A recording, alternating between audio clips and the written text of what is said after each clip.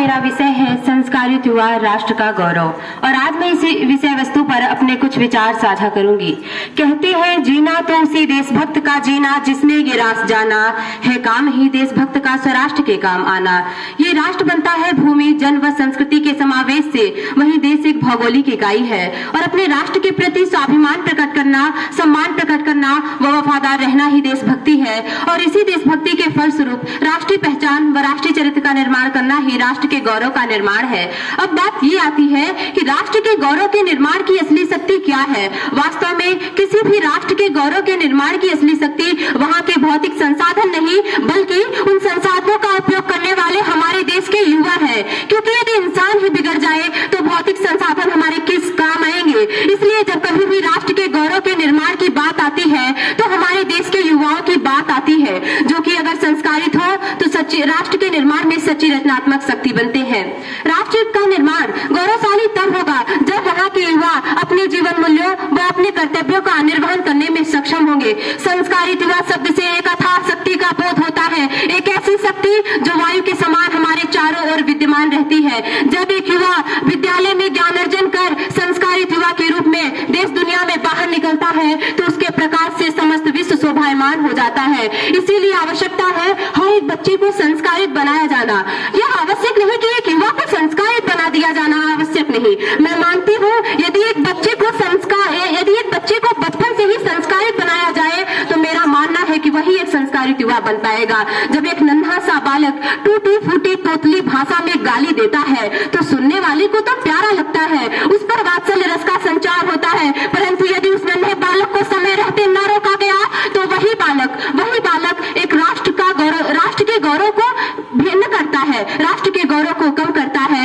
इसलिए आवश्यकता है एक बच्चे को ही उसे संस्कार युक्त शिक्षा दी जानी चाहिए। महोदय, यदि किसी बच्चे को खिलौने ना दिए जाए तो वह कुछ क्षण ही रोएगा, परंतु यदि किसी बच्चे को संस्कार ही ना दिए जाए तो वह जीवन भर रोएगा। इसलिए हर एक व्यक्ति के जीवन में, हर एक बच्चे के जीवन में संस्कार की बहुत आवश्यकता है। बड़े खेद का विषय है कि इस राष्ट्र का गौरव कहा जाने वाला युवा आज अपने कर्तव्य पथ से भटकता हुआ नजर आ रहा है। आज हमारे देश का युवा सोशल मीडिया, इंस्टा व फेसबुक पे अपने दिन को व्यर्थ कर देता है। आज हमारे देश के कुछ युवा ऐसे भी हैं जिनके सिर पर जिम्मेदारी थी अपने देश, अपने समाज, अपने राष्ट्र के आशाओं को बांधे रखने की। वही युवा 4x4 इंच की छोटी सी स्क्रीन पर अपने कोमल उंगलियों की घर्षण मात्र से अपने भावनाओं की इमोजी भेज रहा है।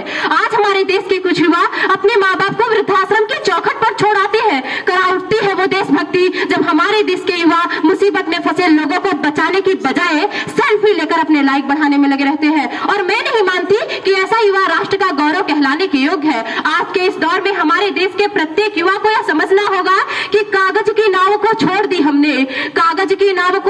हमने, अब समुंदर की बारी है। आज हमारे ऊपर हमारे घर परिवार की ही नहीं बल्कि पूरे भारत देश की जिम्मेदारी है। हमें अपने देश को बढ़ाना है, आगे ले जाना है। इसके लिए आवश्यकता है प्रत्येक व्यक्ति को संस्कारित बनाया जाए। बहुत से लोग सोचते हैं कि अपने बच्चों को बड़ी बड़ी विद्यालयों में पढ़ाकर हम उन्हें पूरी शिक्षा दिलाकर देश के गौरव में उन्हें भागीदार बना सकते हैं। तो मैं मानती हूँ कि उनका यह विचार तो मात्र एक कल्पना है, क्योंकि आपकी डिग्री तो महज एक कागज का टुकड़ा होती है। असली शिक्षा तो आपके संस्कारों से ही व्यक्त होती है। आज के इस दौर में हमारे देश के प्रत्येक युवा को हमारे देश के चिरयुवा कहे जाने वाले स्वामी विवेकानंद जी से सीख लेनी चाहिए, जिन्होंने भारतीय संस्कृति का परचम न केवल भारत में बल्कि पूरे देश में फहराया है। आज के इस दौर में प्रत्येक युवा को अब हमारे देश के चिरयुवा कहे जाने वाले स्वामी विवेकानंद जी से सीख लेनी चाहिए। आज के इस दौर में हमारे देश के प्रत्येक युवा को हमारे देश के राष्ट्रपिता महात्मा गांधी के बताए गए इस मर्म को समझना होगा कि आप खुद वो बदलाव बनिए जो आप अपने समाज में देखना चाहते हैं। आज के इस दौर में प्रत्येक युवा को आवश्यकता है अपने आप को इस कसौटी पर रखकर जांचने की कि क्या वे दुर्गुणों से दूर रहते हैं, क्या वे अनीति से लड़ते हैं, क्या वे काल की चाल को बदल सकने का सामर्थ्य रखते हैं, क्या वे जो कहते हैं वो कर दिखाते हैं। आज के इस दौर में यदि हमारे देश का प्रत्येक युवा संस्कारित होगा तो हमारा राष्ट्र असल मायने में हमारा राष्ट्र एक गौरवशाली राष्ट्र होगा। जी हाँ, मैं उसी राष्ट्र की बात कर रही हूँ, उसी भारत देश की बात कर रही हूँ जहाँ एक लंका ने हमारी माता का हरण कर लिया तो हमारे देश के लोगों ने उसकी लंका लगा दी। जहाँ एक दुशासन ने माता द्रौपदी का आंचल खींच लिया, हमने 100 कौरवों की चिता जला दी और वह संस्कारित थे। इसीलिए आज के इस दौर में हमारे देश के प्रत्येक गौरवशाली बनाने की आवश्यकता है। आज के इस दौर में मैं समस्त युवा शक्ति का आह्वान करते हुए कहती हूँ, मैं खुद एक युवा के रूप में, एक भावी नागरिक व भारतीय युवा व एक विद्यार्थी के रूप में अपने संपूर्ण जीवन को अपने देश के प्रति समर्पित करते हुए कहती हूँ कि ये अर्पण की भूमि है, ये तर्पण की भूमि है, ये अर्पण की भूमि है, ये तर्पण की भूमि है, ये वंदन की धरती है, ये अभिनंदन की धरती है। यहाँ की हर एक बूंद हमारे लिए गंगा है, हर कण हमारे लिए शंकर है। हम जिएंगे तो भारत के लिए, मरेंगे तो भारत के लिए, और मरने के बाद भी यदि हमारी अस्थियों को, गंगा में विसर्जित अस्थियों को कोई कान लगाकर सुने तो वहां से कुछ आवाज आएगी, तो वो भी भारत के लिए, तो वो भी भारत के लिए। और अंत में मैं बस इतना ही कहना चाहूंगी कि हम युवा देश की ताकत है, परिवर्तन लाकर मानेंगे।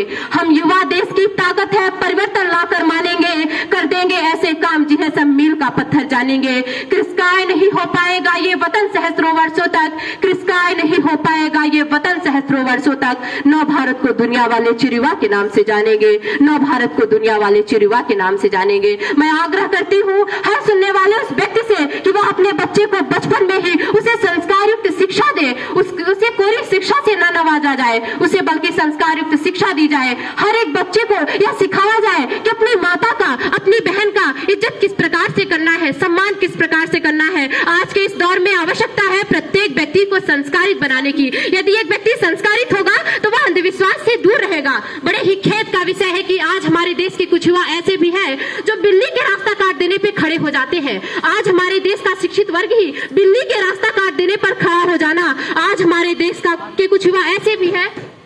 धन्यवाद।